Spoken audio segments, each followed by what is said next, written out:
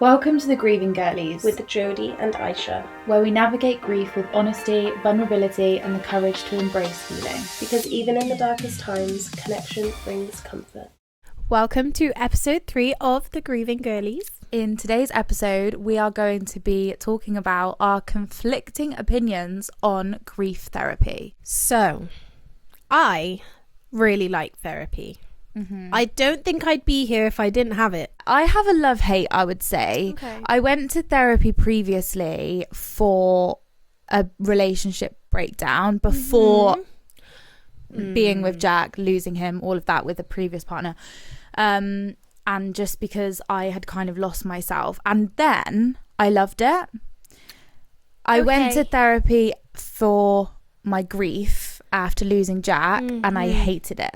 Okay. I feel like I have quite a mixed opinion, but from my personal experience on grief therapy, I didn't like it. Incredible. Yeah. Okay.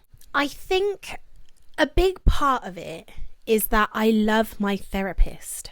Yes. When I was younger, hated therapy. Hated it. Because me and my mum weren't that close when I was younger, Yeah. they would tell me to write her a letter. She doesn't even understand English. Do you know what I mean? She's not going to read it. She's not going to have a clue what I'm trying to say to her. So when I was younger, no good. Yeah. I feel like that may have been my problem, that I didn't find the right person. And I do believe that. I do genuinely believe that therapy is helpful for a lot of people. When I first went to my therapist, I had a lot of trauma already, which I needed to get off my chest. And not having gone through all the stuff before caused my grief to just feel so hard. Yeah. And a lot of my trauma in the past as well was to do with my mum and my dad and just family stuff. And then, you know, so I needed to work on that as well. I'm not good at validating myself. Yeah. And seeing my therapist, even if it's just to get everything off your chest, they don't necessarily need to say anything back, but they kind of put a spin on perspective. And I personally feel I need that because I can be a very negative person. So for me, when I was seeing my therapist, I genuinely felt like when I was going to therapy that I am paying like £50 an hour to do something that I can do with my friends, sit and talk to them and them just listen to me. Do you know what I mean? Like, I think how I felt was I have very, very close friendships and like relationships, say with my mum, for example,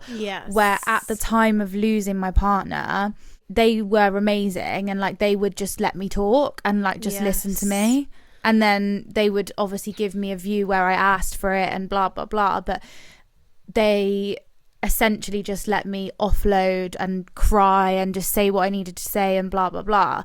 So I kind of felt like I'd have this conversation, say with my mum, for example, let's just use her. I'd cry, I'd get everything off my chest, this is how I'm feeling, blah blah blah.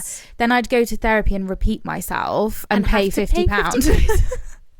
And I was kind of like, why am I doing this? Like, I was almost dreading it because I was like, oh, I can't be asked to go over it again. Like, I've already spilt my heart out to 2 of my close friends and my mum and my sister, and then I'm like, do you know what, I've now got to say it for a 5th time and I'm paying and I'm drained. Do you know what I mean? I don't know, I just felt like I was almost throwing money down a drain because I was dreading going, but I wasn't dreading going because it was bringing things up. I was dreading going because I'd already brought it up so many times with so many people that I just couldn't be bothered to go over it again.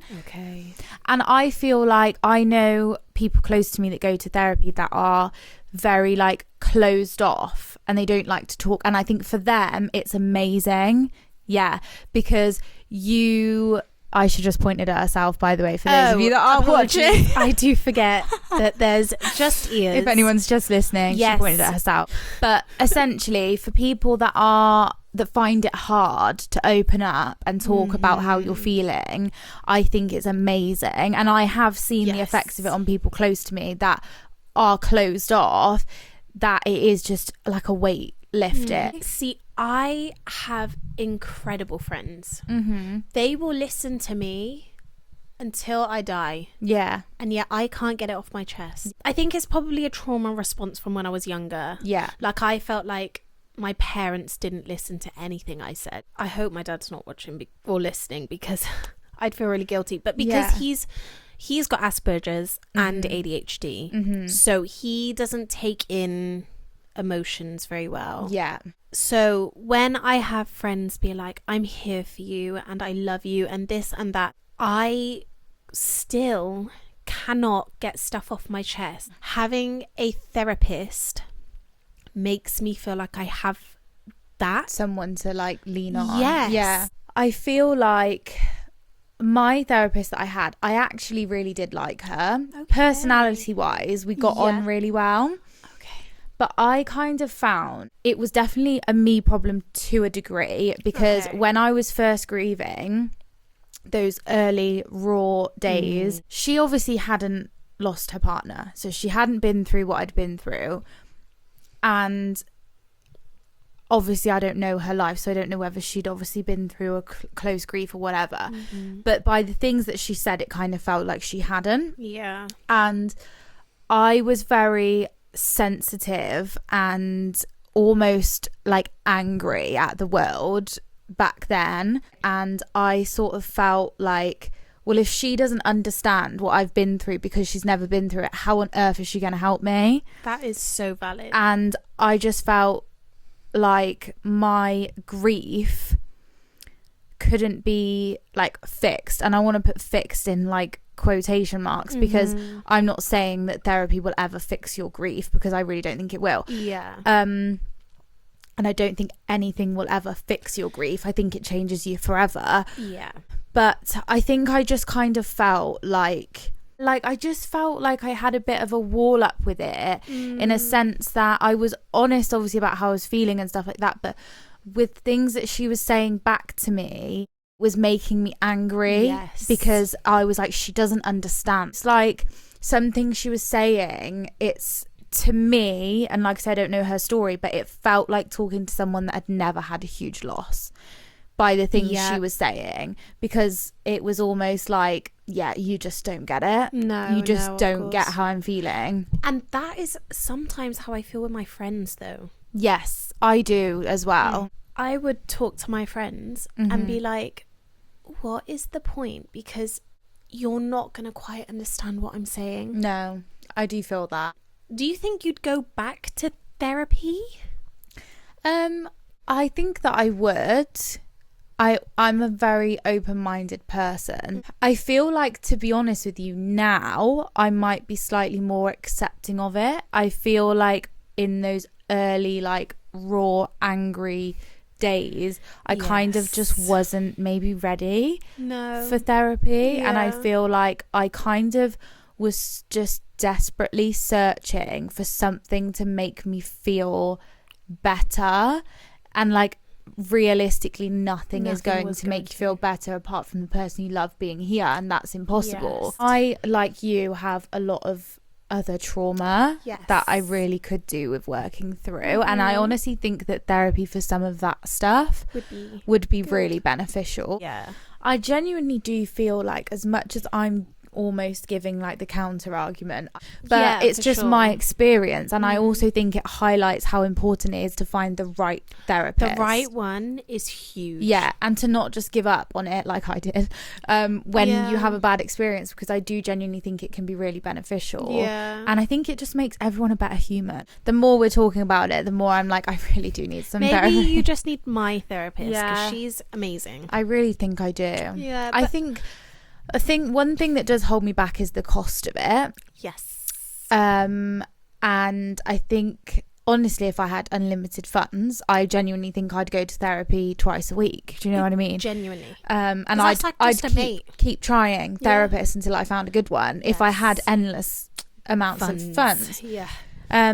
And again, I think this is another thing why people don't go, because it's so expensive. It's an investment. And I think it's a very important investment, especially when you really need it. Not everyone has that No. money though. No. And I think personally, my therapy is Your people. my people. It's the gym. Yes. It's like self-care. It's getting a massage. It's going for lunch with my friends. It's my dogs. It's all of those things are my therapy. Yeah. And I know if I'm having a bad day, doing any of those things is going to help me offload.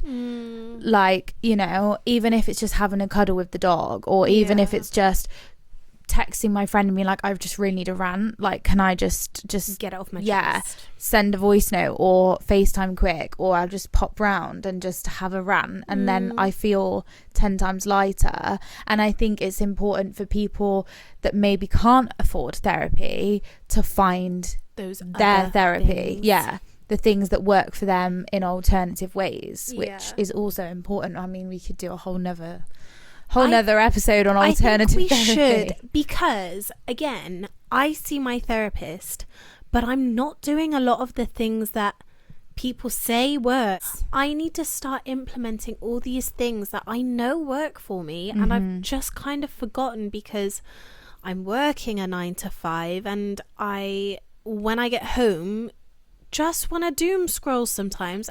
But I know I also feel so good after a walk, or when I do my skincare, or I've washed my hair, and all these things you're avoiding sometimes make you feel better. Make you feel so much better. They do. Thank you for watching episode 3 of The Grieving Girlies.